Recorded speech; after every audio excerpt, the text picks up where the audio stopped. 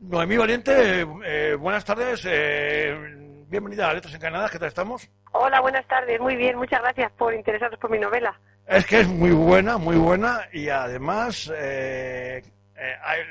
hay gente del equipo que la va a adquirir, porque le ha gustado muchísimo, a todos. Bueno, qué buena noticia. Que te quiero presentar, al otro lado del charco está mi compañera Gladys Cepeda. Gladys, aquí tienes a Noemí Valiente. Hola, ¿qué tal Noemí? ¿Cómo te va? Un gusto conocerte y tenerte aquí en las Letras Encadenadas para hacerte la entrevista, que va a ser seguro súper interesante. Hola Gladys, buenas tardes, igualmente, encantada de estar con vosotros. Bien, pues vamos con la primera pausa y ya después de ella comenzamos con el encuentro radiofónico literario.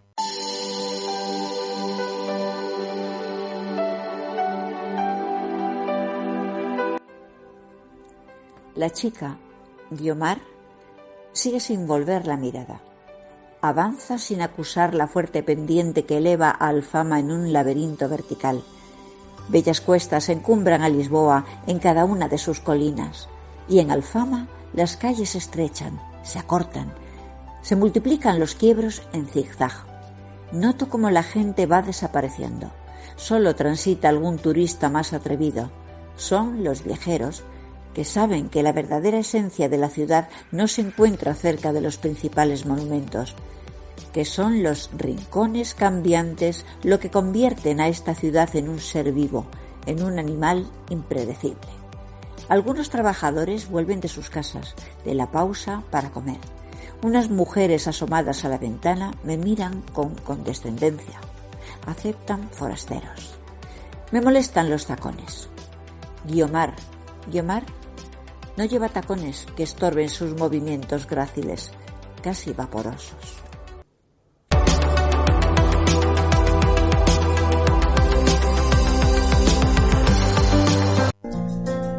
Radio Sapiens, tu radio.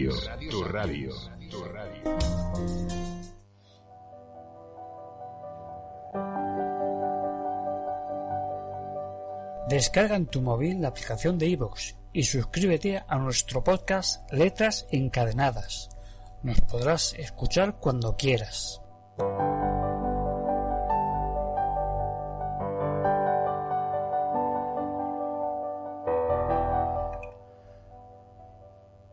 Gladys, cuando quieras. No todo depende de la voluntad y del esfuerzo. Querida Noemi, ¿cuál es tu biografía literaria?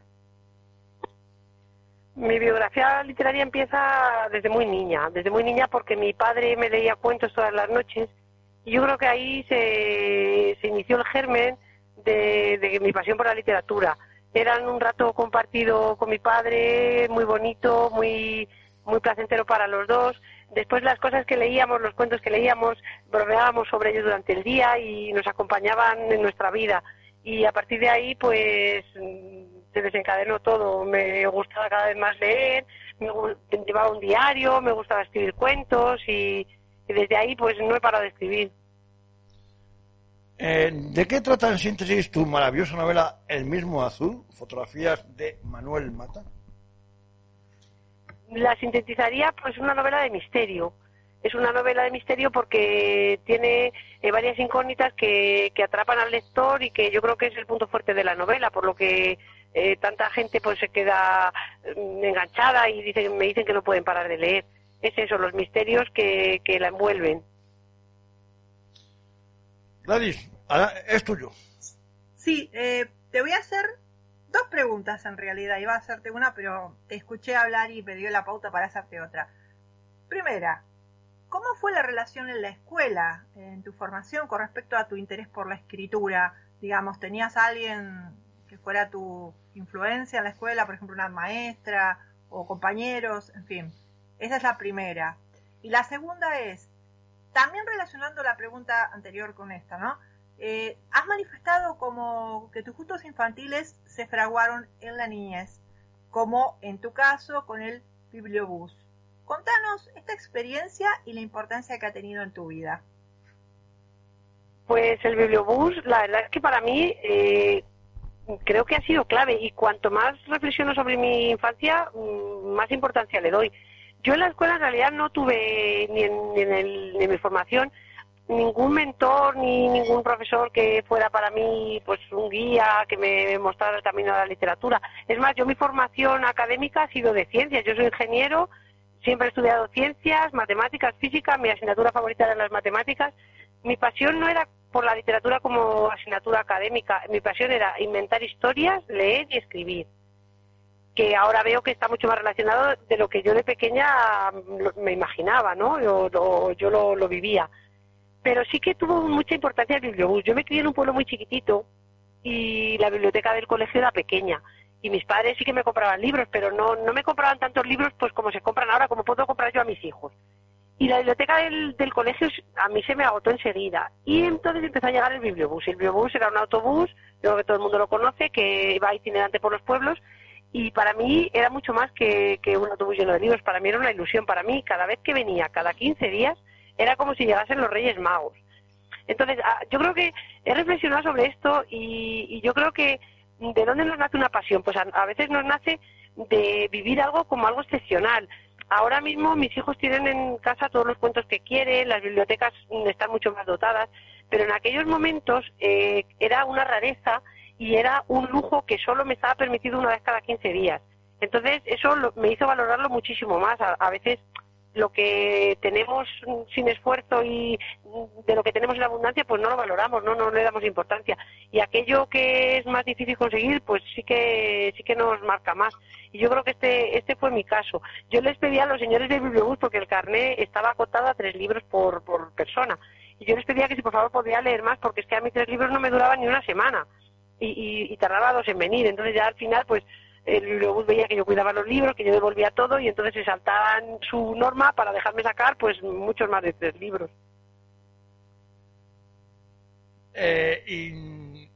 ¿Cómo nació la misma Noemí, la novela?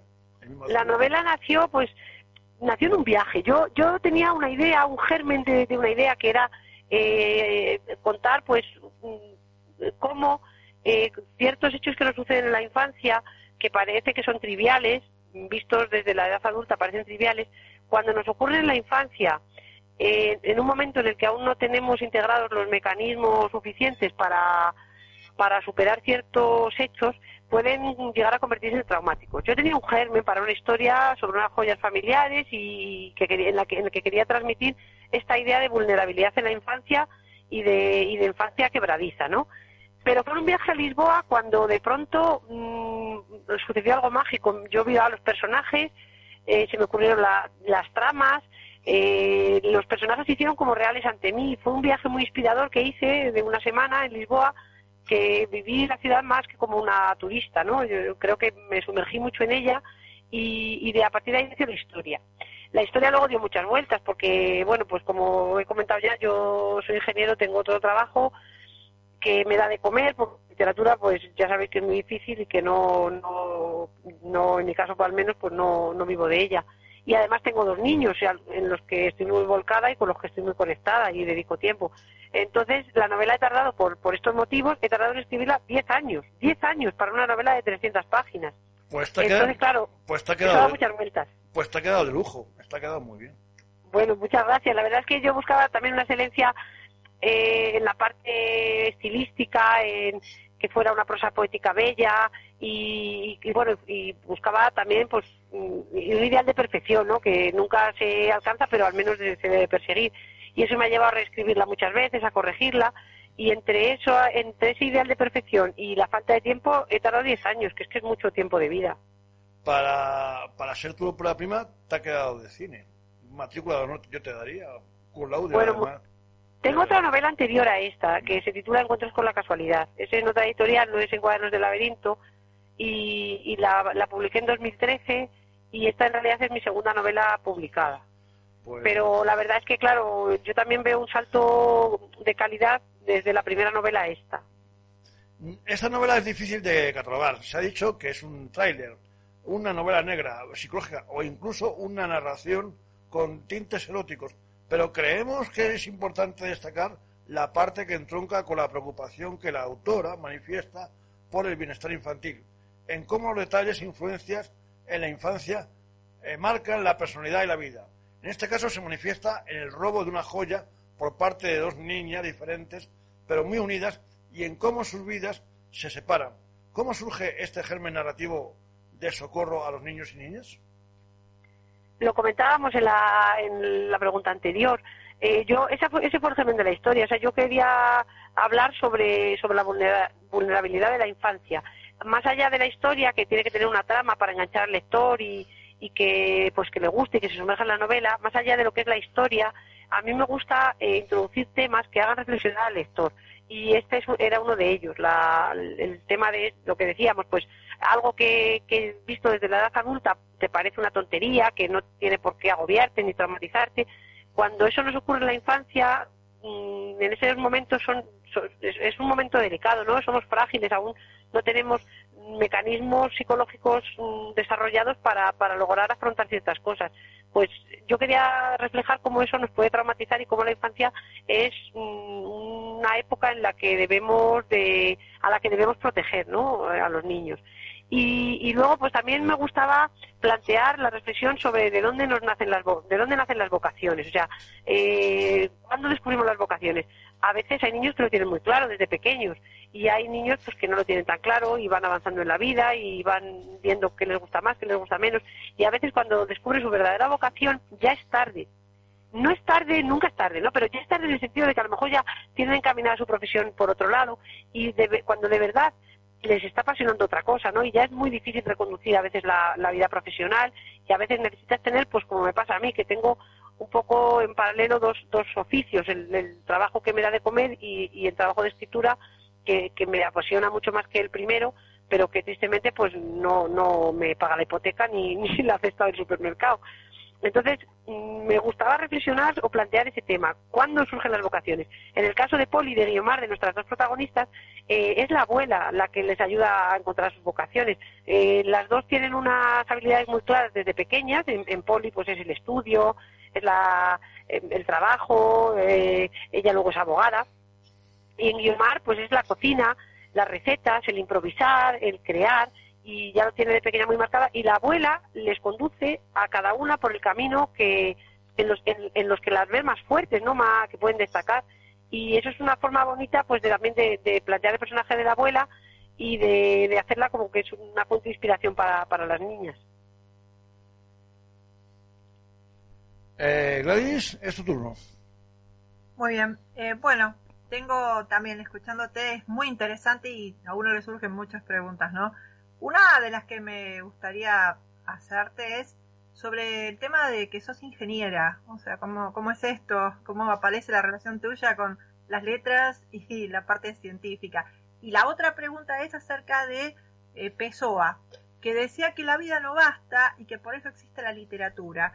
¿Cuáles son los motivos por los que sentís esa necesidad de escribir? Te contesto primero la segunda porque me encanta esa frase de Pessoa y coincido totalmente con ella, me siento identificada.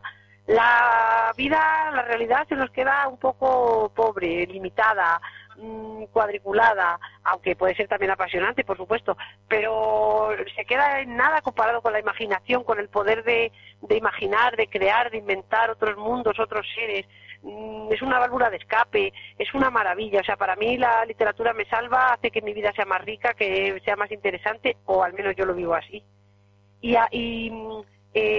Añadiendo a la frase de Pessoa otra de Vargas Llosa, dice que el escritor tiene en sus entrañas una solitaria que se nutre de literatura, y si no le da de comer, la solitaria ataca al escritor y entonces se siente un malestar. Y eso también me pasa, ¿no? En las épocas en las que escribo menos, como es ahora llevo una época que escribo muy poco, pues noto ese malestar. La literatura me llena tanto y me gusta tanto y me apasiona de tal manera que a veces simplemente con la posibilidad de tener una idea, o sea, solo tener un germen para una historia nueva y darle vueltas, aunque sepa que no tengo tiempo de escribir, pero solo la posibilidad de que en 5 minutos que tenga libres voy a poder anotar 4 ideas que se me han ocurrido, que luego voy a casar con otras 4 y que voy a formar una historia, solo con eso me llena muchísimo. Esa es la segunda pregunta. Y la primera que me preguntaba sobre ciencias y letras, yo creo que esa división, que es como muy tradicional y muy está muy tabicada, ¿no? Está muy marcada, muy categórica. Yo creo que no debería serlo tanto. Yo creo que las dos ramas del saber o del estudio pues se complementan y se apoyan y se fomentan. Y no tienes por qué, si te gustan las matemáticas, en mi caso a mí me gustaban muchísimo las matemáticas y no me gustaba estudiar literatura de la forma que se estudiaba cuando yo era niña, pues que era estudiar memorizando autores, memorizando obras.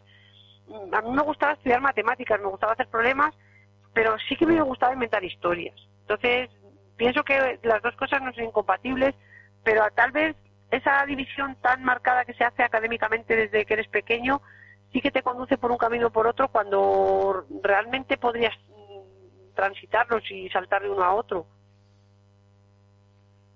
¿En quién se refleja más? ¿En Poli o en Guiomar? No me reflejo en ninguna de las dos. Dicen que el escritor está en todos los personajes, pero que no es ninguno de ellos. Y esa frase me gusta porque la comparto. Pienso que es cierta. La psicología de los personajes de Poli y Guiomar obedecían a un propósito que yo tenía en la novela, que era hacer reflexionar al lector. Siempre me gustaba hacer reflexionar sobre muchos temas, y uno de ellos era hacer reflexionar sobre si no nos estaremos perdiendo demasiadas cosas por llevar una vida muy, muy convencional. Parece que todos, la sociedad, lo que está bien visto socialmente es estudias, encuentras un buen trabajo, tienes que ir a la universidad, por supuesto, encontrar un buen trabajo, después te casas, después tienes hijos. Eso es como lo correcto, lo que está bien y lo marcado, ¿no? Cada vez menos, pero todavía sigue siendo en muchos ámbitos así. Y esa forma de vida es el personaje de Poli. Poli es estudiosa, es recta, tiene muchas cosas que encajan con lo que la sociedad busca. Y frente a ella crea el personaje de Guiomar, que es lo opuesto, es la ausencia de normas, la total libertad, casi amoral, no le importa nada con tal de ella disfrutar. Enfrenté a estos dos personajes para enfrentar los dos modos de vida y que el lector viera que hay distintas formas de enfocar la realidad y que todas son válidas. Como no me gusta crear personajes ni blancos ni negros, que me gusta que sean complejos, a Poli, a pesar de que es como muy recta y muy responsable y tal, pues le doté de una característica que yo juzgo negativa, que es cobarde. Es cobarde y busca echar la culpa a los demás. Y Guiomar, todo lo contrario. Guiomar es valiente y en su valentía tiene una cualidad que a mí me gusta mucho en las personas, que es cuando asume su culpa. Es decir, si me he equivocado, lo he hecho mal, perdón, lo siento. No pasa nada por decir eso. Pero eso, si os dais cuenta, no es fácil encontrar. Es más fácil encontrar cuando echas la culpa. No, es que me lo dijo mi madre. Jo, es que ya lo sabía yo, pero me lo dijo el vecino. O sea, a mí eso no me gusta. Creo que es una cualidad que no permite avanzar, o una carencia de cualidad más bien. Y a Poli le hice que se escudan los demás, mientras que Guiomar afronta la responsabilidad de sus malos actos. Y entonces yo creo que esa ambigüedad de los personajes es algo que al lector pues le va a hacer que le sea simpática a Guiomar, aunque a veces hace fechorías que no estén bien. Hombre, a mí, francamente, yo me quedo con Guiomar, efectivamente. O sea, creo que es un personaje que está fuera de la inveterada tradición hispánica y latina de echar las culpas al vecino antes que uno mismo, ¿no? Es decir, es que yo he metido la gamba, y perdóname que hable con esta vulgaridad, he metido la pata y yo me responsabilizo de lo que he hecho. En cambio, aquí lo sabemos todos, que escabullimos el bulto, es decir, se lo dejamos al de a un lado, ¿no? Y así, para que vaya bajando, y cuando llega el último, la cual, como el otro no puede echar la culpa a nadie, pues es el que entonces es el que se lo come, ¿no? Es algo muy latino y muy hispánico. El echar la culpa a los demás y no asumir las culpas propias, ¿no? Los errores propios, además. Es una actitud para mí muy pobre y que no te permite ni mejorar ni evolucionar. Total. Y es una falta de honestidad. Total, exacto. Y así nos va. Hablo en general. Y sálvese quien sea, quien pueda. Que, Noemí, vamos a hacer una pausa y ahora dentro de breves segundos volvemos contigo. Perfecto. Gracias.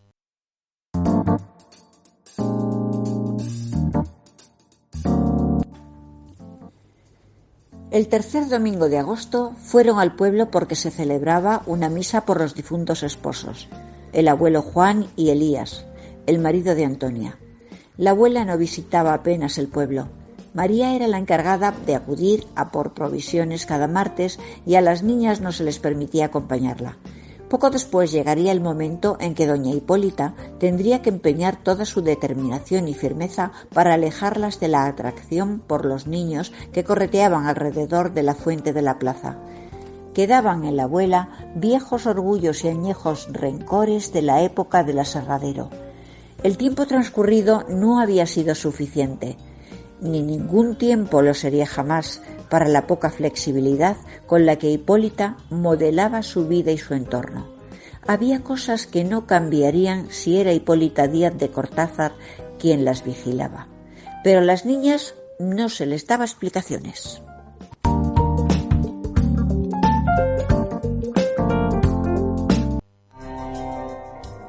Estás escuchando Radio Sapiens.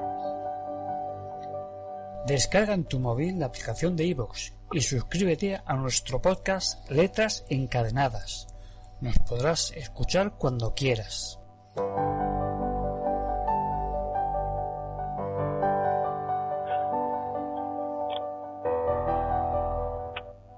Estamos, amigos y amigas internautas y oyentes, con una sensacional escritora que ha escrito un maravilloso y hermoso relato, hermosa novela, que se llama El mismo azul.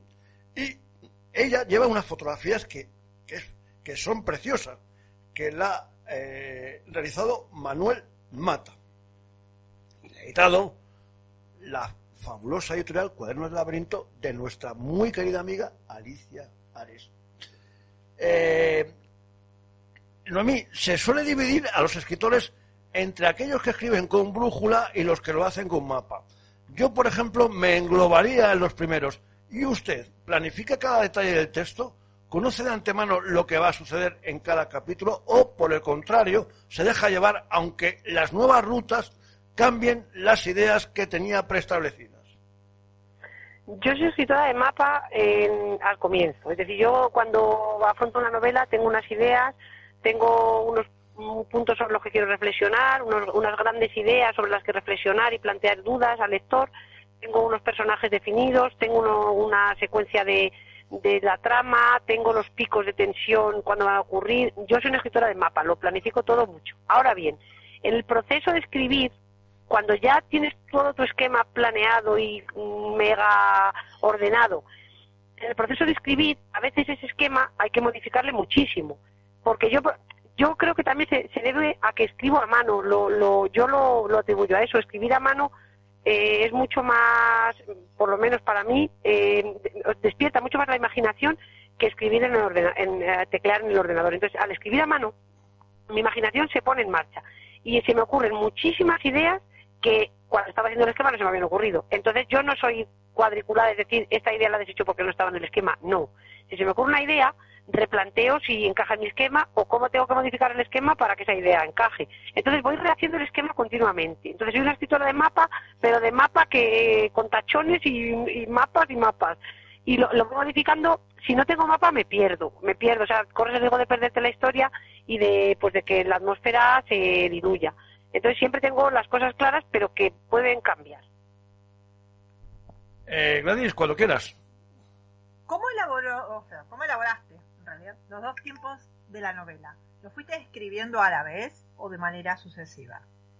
No, primero escribí todo el pasado, toda la parte de cuando las niñas son pequeñas, capítulos pares, y luego escribí los impares en el presente cuando son adultas y se reencuentran después de muchos años separadas por ese hecho que ocurrió en la infancia, que tuvo consecuencias muy desagradables para toda la familia, ¿no? Entonces, la parte del pasado la escribí primero y está escrita en tercera persona y en un tiempo pretérito. Y la parte del presente está escrita en presente indicativo, que es una forma de narrar que da mucha velocidad a la acción y a la narración, y está escrita en primera persona. Yo quería lograr dos voces narrativas diferentes. Entonces, y para mí era muy importante, o sea, eso era, y algo que para mí no fue fácil lograr eso, no fue fácil diferenciar las dos voces para que el lector supiera en cada capítulo en qué parte se encontraba y no hubiera confusiones. Lograr dos voces narrativas en una misma novela, para mí, es muy difícil. Y para lograr eso, yo me mentalicé de cosas. Por ejemplo, pequeños trucos de escritora. Pues primero lo que tú has dicho, escribir todo el pasado primero y todo el presente después, separado en el tiempo. Incluso cuando lo corregía, las corregía por separado. Me ponía diferente música para escribir la parte del pasado que para escribir la parte del presente. En la parte del pasado era música más lenta y más melódica, y en la parte del presente música más dinámica, a veces en inglés, con letras muy rápidas y frases muy rápidas, para intentar lograr diferentes ritmos y diferentes voces siempre. Esa identidad entre el azul de los ojos y el del broche otorgan un simbolismo metafórico al color. ¿Cuál era su intención al elegirlo? Hay muchas intenciones. En realidad todo tiene una intención. Todo la novela está pensado y muy pensado. Aquí hay un simbolismo en los ojos de Guiomar. Los ojos de Guiomar son los del abuelo. El abuelo es una figura muy venerada en la familia. Guiomar tiene sus ojos. Guiomar tiene una posición privilegiada. Ahí empieza la rivalidad de las niñas. Fue un mecanismo que yo usé para acrecentar la rivalidad de las niñas. Los ojos de Guiomar son los mismos que el broche.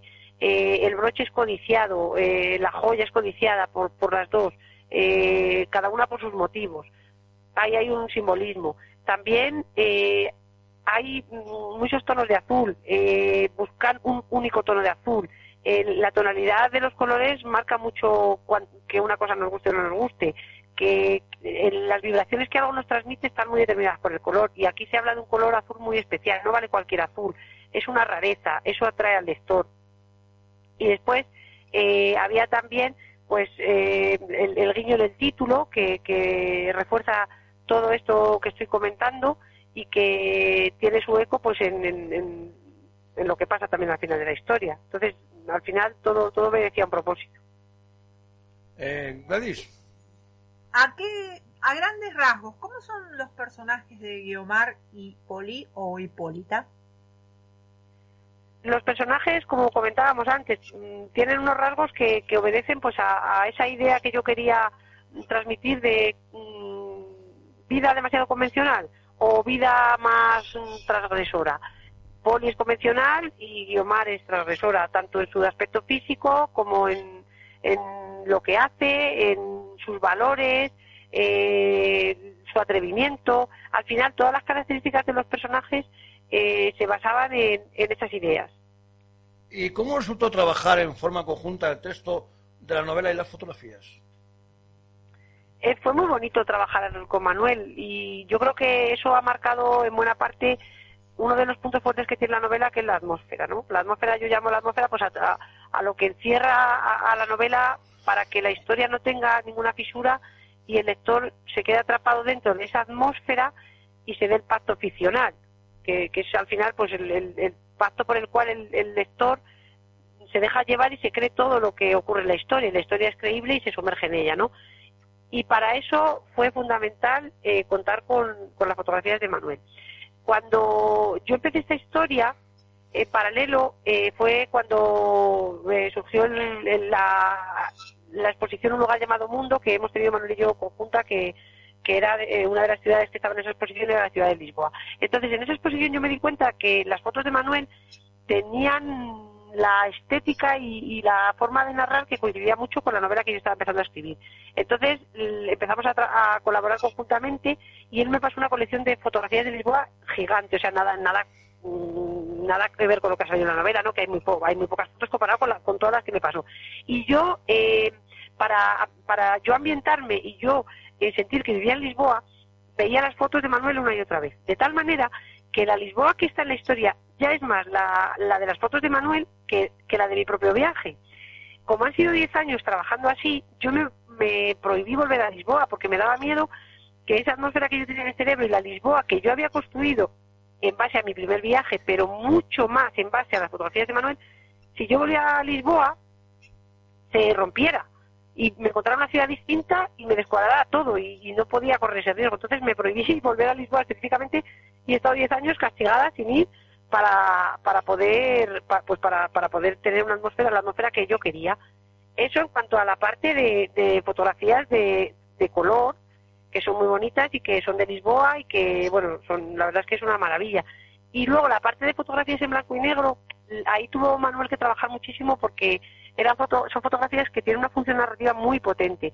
Están llenas de simbolismo, de intencionalidad y dan pistas para la historia que no las da el texto. O sea, complementan al texto pero no se pisan entre sí. Entonces, las fotos de blanco y negro que son los capítulos pares del pasado, yo creo que son una maravilla.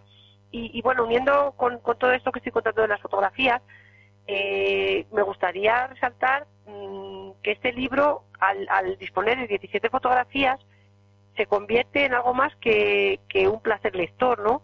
Va más allá de la mera experiencia lectora, porque tenemos ante nosotros un objeto que es casi una obra de arte, que para deleitarte estéticamente con cada una de las 17 fotografías.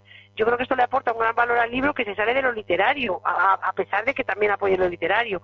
Y en estos tiempos en los que pues leemos mucho en digital y parece que el libro físico pues se le da menos importancia o ha perdido un poco de mercado, no mucho, pero un poquito, este libro es una joya que coleccionar y que atesorar solamente por las maravillosas 17 fotografías. Insisto que es que son preciosas. Totalmente de acuerdo contigo, pero también por lo que tú has insertado en ello, en ese libro, que es maravilloso. A mí el mismo azul me ha encantado, me ha gustado muchísimo. Muchas gracias. Mucho. Me encanta que me digas eso. Y te cuento, Sara Mañero, que es una compañera nuestra, pues ha dicho, me voy a comprar el libro. Pues me parece muy bien que al final el boca a oreja, pues en editoriales no de primera fila o no grandes grupos editoriales, el boca a oreja al final de cuando un libro gusta, pues es un mundo, ¿no? Tiene un valor increíble lo que me estás diciendo y que lo recomendéis y que vaya corriendo esa información, pues para mí es una maravilla, así que os lo agradezco muchísimo. Y además, este programa, Letras Encadenadas, se está escuchando al otro lado del charco, en Argentina. Y no te extrañe que algún día alguien de allá te diga, oye, que quiero el mismo azul de Noemí Valiente y fotografías de Manuel Mata, que es maravilloso y que me lo han aconsejado fehacientemente. No te extrañe, no te extrañe, Noemí, te lo digo de verdad. Pues sería estupendo. Te lo digo de verdad.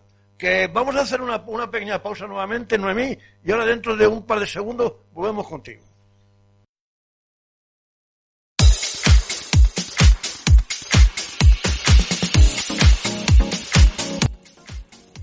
Aquel verano Guiomar se colaba en la cocina casi todas las mañanas. Trataba de pasar desapercibida mientras olfateaba el humo imperceptible del comienzo de la cocción. Más que moverse, miraba. Escuchaba sin apenas hablar. A la abuela Hipólita no le gustaba que las niñas merodeasen demasiado por la cocina. Las veces que la encontraba allí, les sugería alguna actividad en el jardín o en la biblioteca. Antonia, tan solicitada en el resto de ocasiones con las normas que la dueña le imponía, encubría las estancias de las primas en la cocina.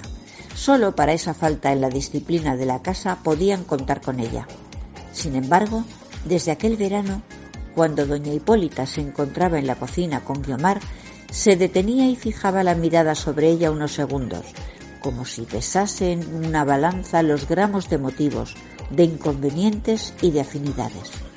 No volvía a sugerirle que se fuera a otra estancia.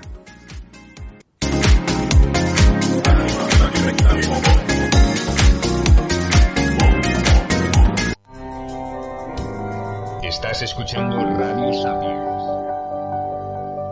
Descarga en tu móvil la aplicación de iVoox y suscríbete a nuestro podcast Letras Encadenadas. Nos podrás escuchar cuando quieras.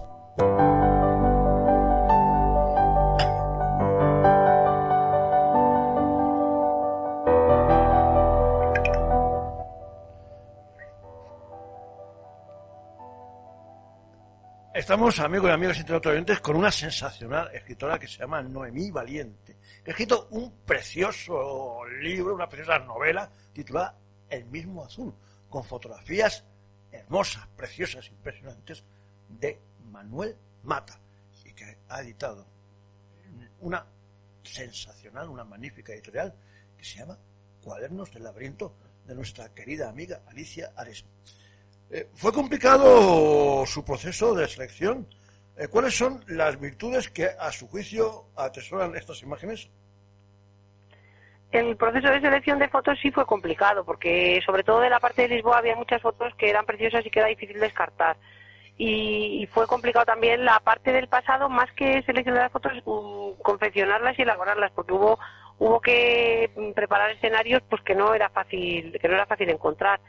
Pero bueno, también recibimos mucha ayuda de Alicia, que la acabas de mencionar, y a la que yo también quiero mencionar porque la labor editorial que hizo fue, vamos, de quitarse el sombrero.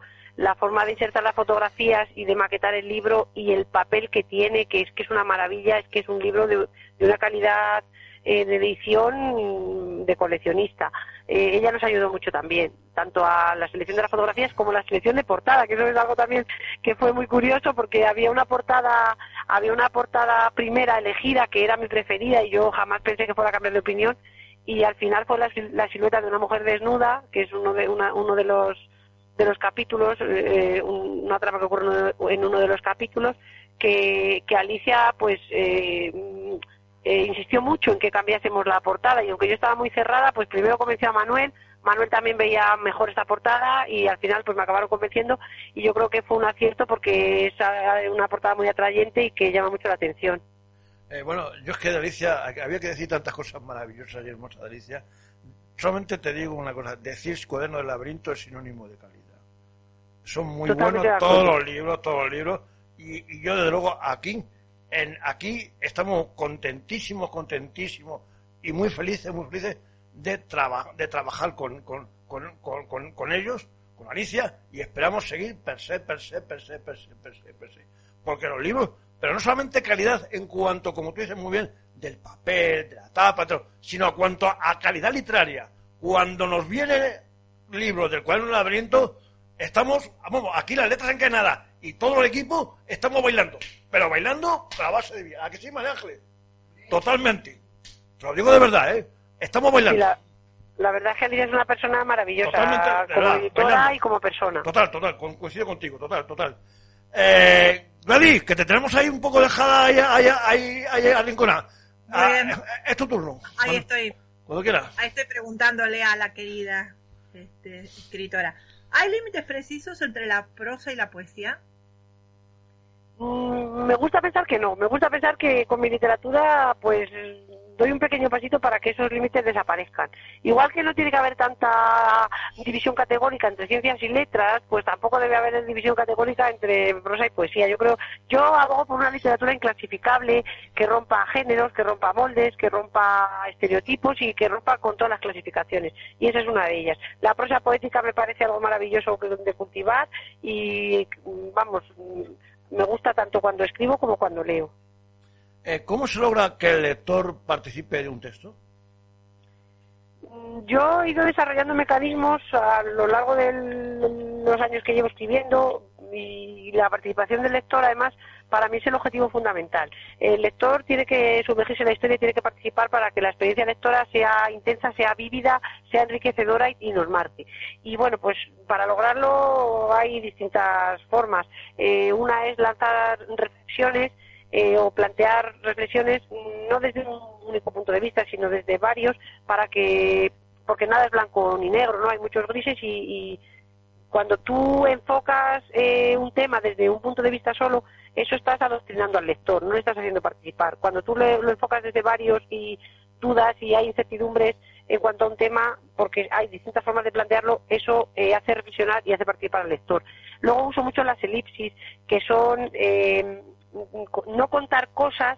A mí me gusta pensar que de alguna manera lo que escribo es como si yo dejara puntos guías para que el lector los fuera uniendo con sus propias líneas, como esos dibujitos que nos ponían de pequeños para que tú fueras uniendo puntos y formando un dibujo. Pues me gusta pensar que yo voy dejando esos puntos y que es el lector el que con sus vivencias y su forma de verlo y su forma de participar en la historia los va rellenando. Me gusta también por eso los finales abiertos, me gusta también por eso no decirlo todo y dejar... porque hay cosas que son muy obvias y que no es necesario decirlas. Entonces, en mi labor de corrección y de reescritura, tacho mucho todo lo obvio, todo lo que ya se entiende, todo lo que culturalmente ya sabemos. Todo eso puede desaparecer de un texto porque eso aburre y no permite que el lector aporte. Gladys, penúltima pregunta. Te toca a ti. La sinopsis del mismo Azul la describe como una novela que navega entre la acción psicológica, la prosa poética y el thriller. ¿Alguno de estos aspectos tiene preponderancia? Bueno, yo creo que hay un equilibrio entre estas tres cosas. Yo creo que la sinopsis que fue idea de Alicia, pues yo creo que está muy bien planteada. Al final hay mucha prosa poética porque es un lenguaje bello, sin ser demasiado rococón y recargado, pues es un lenguaje que tiene cierta belleza poética. Tiene tintes de novela negra porque hay un asesinato. Y bueno, pues es un thriller y también de acción psicológica, porque al final la psicología del personaje, sobre todo del de Poli, marca mucho cómo es la novela. Mira, otra característica que antes no he comentado respecto a hacer participar al lector es convertir a Poli, al personaje principal, en una persona indecisa e insegura que se plantea todo, para que sus indecisiones y sus preguntas se las plantee también el lector, o se las haga también el lector, y de esa forma participe. Entonces, esas tres cosas las tiene, pero a mí me gusta, como decía al principio de la entrevista, si hay que clasificarla, que odio las clasificaciones porque creo que la literatura es inclasificable, si hay que clasificarla diría que es una novela de misterio, porque al final hay dos misterios fuertes y alguno otro menos intenso, es lo que creo que engancha al lector y que es el punto fuerte de la novela. Después del mismo Azul, su caminar o tu caminar literario, ¿por dónde discurrirá? Tengo ahora en marcha un proyecto de infantil que espero que vea la luz pronto.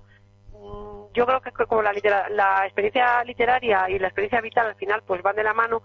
Yo ahora estoy muy sumergida en la crianza de mis dos hijos y eso me ha llevado a escribir literatura infantil. Publiqué en 2019 un cuento titulado María Coletas, una historia de circo que se sale de la carpa, y ahora escribo mucho cuento infantil por eso, porque al final con los niños pues me invento una historia para que se laven los dientes, me invento muchas historias cuando estamos juntos y para hacerles ameno muchos ratos aburridos, estamos esperando en el médico, pues me invento una historia, y al final eso me ha hecho acercarme a la literatura infantil, y mis primeros pasos creo que irán por la literatura infantil. Eso se une al hecho de que ahora tengo una época en el trabajo que es muy intensa y que no tengo tiempo para afrontar una novela larga de adultos, pues no tengo tiempo. Entonces, eso tendrá que esperar. Vamos con la pausa final, María Ángeles, y después de ella, pues nos despediremos. Pero vamos primero con la pausa final.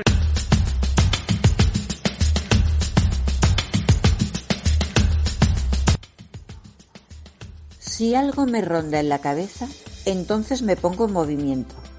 ¿Qué te dijo Antonia? Casi nada. Seguía siendo muy reservada para revelar cosas de su señora, incluso después de muerta. Sí, era reservada. No me extraña nada que le costara hablar. Hablamos de lo que pasó, del enfado de la abuela, y me habló de María. ¿Qué te dijo?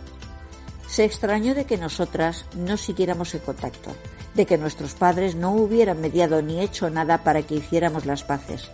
Dijo que doña Hipólita estaría más dolida aún con sus hijos que con sus nietas. ¿Antonia sigue viva? ¿Cuánto hace de eso? Sí, y con la misma energía. ¿Te acuerdas de cómo subía la escalera? Sí, no se cansaba nunca. ¿Y María? Bueno, ya sabes cómo corren las noticias en los pueblos. No importa que sea verdad o no. Nadie de por allí quiso contratar a una doncella que, según decían, había robado a su señora una joya tan valiosa.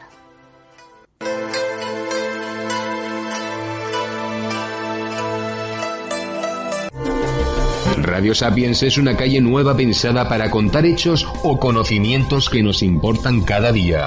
Cada día. Cada día. Seguir a Letras Encadenadas tiene premio.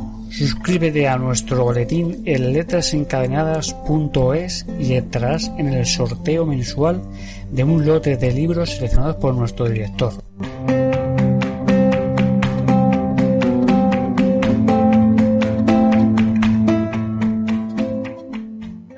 Gladys, que tenemos que despedir a Noemí Valiente. Nos gustaría estar más horas hablando con ella, pero tenemos que despedirla, Gladys. Así es. Bueno, como antes dije, fue un placer conocerla. Es muy interesante su experiencia de vida y su historia literaria, dado que tiene muchos vértices y puntos de vista interesantes. Así que un gusto tenerte aquí, un gusto conocerte y que sea un éxito total el libro, porque seguro que es excelente. Bienvenida. Igualmente, os mando un abrazo muy muy fuerte, me ha encantado la entrevista, unas preguntas muy interesantes, una entrevista muy completa y vamos, me he sentido muy muy valorada por mi novela y ha sido un placer, de verdad, muchísimas gracias a los dos y a todo el equipo. A ti siempre, siempre, siempre. Y también les recuerdo, amigos y amigas internautas y oyentes, que Manuel Mata va a estar aquí en Letras Encadenadas. No nos olvidamos de él. No lo hay porque es una persona muy interesante y que tiene muchísimo que aportar. No ha podido estar hoy aquí por temas familiares, pero queda emplazado para otro día. Por supuesto. Hasta cuando quieras, ya sabes dónde estamos. Otro abrazo. Un abrazo para todos. Gracias. Hasta pronto. Hasta pronto, gracias. Gracias. Gracias.